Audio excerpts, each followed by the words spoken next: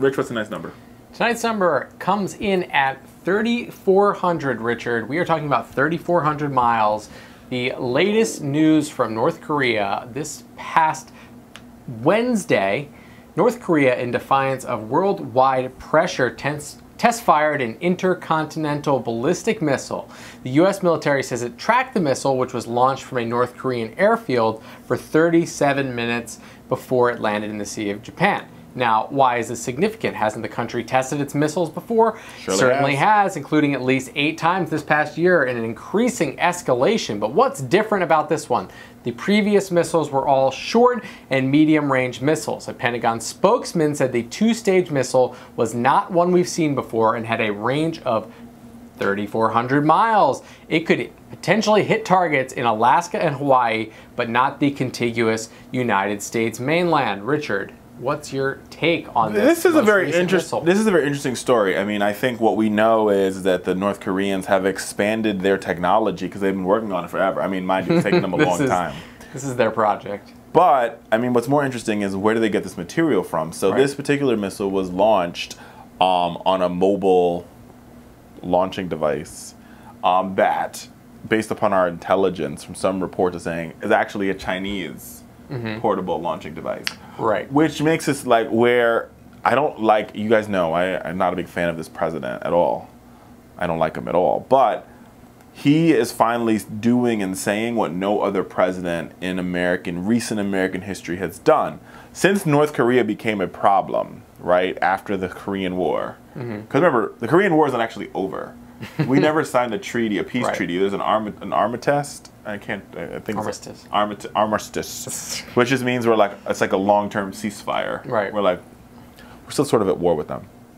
But if you look at Barack Obama, you look at George W., you look at Clinton, you look at HW, all of them thought that the key to fixing North Korea was working with and through the Chinese as the intermediary. Right. And clearly that has failed. Right. I mean, because the idea is that you use China to impose sanctions on them. But China doesn't want to do it. Right. And I mean, what we've also found is the president is right that China has actually increased their trade to North Korea since Donald Trump has taken office instead of decreasing their trade. So clearly, working with the Chinese is not really an option. Yep. Right? So that's where I agree with the president. Either one, we're going to have to go it alone, or two, we're going to have to team up with some other countries to be like, okay, we got some problems here. And I think what makes this even harder is what the South Koreans, people who share the peninsula, the Korean peninsula with North Korea, what they're worried about is the proximity of Seoul, which is about the same size as Manhattan in people, right, is literally steps away from the demilitarized zone. Right, which so that is means, the border. Which is the border. So we have to be very cognizant when we do these sort of, we're going to do some strategic strikes in North Korea. They could retaliate by just bombing Syria. South Korea. I mean, excuse me, by bombing Seoul, South Korea. I mean, they could bomb Syria. But here's the thing, and what this harkens us back to. Think about the last time a major world city has been bombed by another foreign government. Right. That takes us back to almost hell. World War II. Because I would argue that Seoul is on par when it comes to stature and city as London and Paris. And so this is very I don't begrudge your president. This is a hard job. First of all, think about how much easier the situation would be if North Korea didn't border South Korea. Right? I mean, isolating them would be very easy. I mean, their location is the only reason that they even are in the game right now. But what's really interesting is, obviously North Korea has been testing missiles all year and ramping up the frequency of their testing compared to the last couple of years, maybe testing Donald Trump, seeing what's going on there. But the most important thing and why this is different is this is now an intercontinental ballistic missile. And the party line, at least from our side of things, was North Korea did not have that capability prior to this test. Now, whether our intelligence knew it and wasn't saying anything, or whether this actually comes as a surprise, is up for debate, right? No, I think it is up for debate. But here's what we do know. We know that there were, the last major agreement we had with the North Koreans, one would argue, probably be the 1993 Sunshine Policy, but that still left us on shaky ground. Maybe, I mean, I don't know. I mean, this idea that we're going to go in there and try to do like some sort of regime change, that's unlikely. Or we're going to do some covert strikes. I just think that's going to be bad for business. Unless our intelligence knows exactly where all these missiles are and can move them. But the fact that they use a mobile launcher means these missiles could be anywhere. Sure. Like they could be in Kim Jong-un's bedroom for all we know. I mean, we just don't know. No, you're totally right. And President Trump has reacted by, once again condemning the Chinese and asking them to impose stricter sanctions on them and to participate. China has been more or less non-cooperative. Now, meanwhile, at an emergency UN Security Council meeting, our United States Ambassador, Nikki Haley, went on. She described the test as being dangerous and irresponsible, calling for more trade sanctions against North Korea. But this is basically what we hear from the United States every time, right? She even went on to say that we are prepared to employ full range of countermeasures, including military force if necessary. But let's be real, this is the same thing that the United States says every time that there's a missile launch from North Korea. Right, and here's the thing, military force is a very dangerous thing. I mean, the Korean War, like I said, there's no winners here in the Korean War. We didn't win it. Yeah. We didn't lose it, but we didn't really win it. And we can't depend on China. And now that China and Russia are saying we need to talk to the Koreans. This is the mess.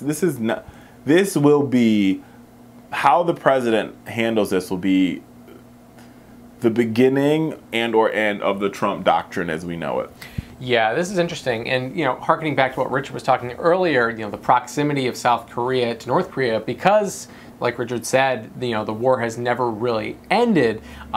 We actually have an incredibly large amount of United States troops stationed in South Korea, 28,000. 28,000. I want to say there's about 300,000 American, U.S. nationals that live in South Korea. Right. So, I mean, just to take your hands off and say, whatever happens, happens isn't an option, right? No.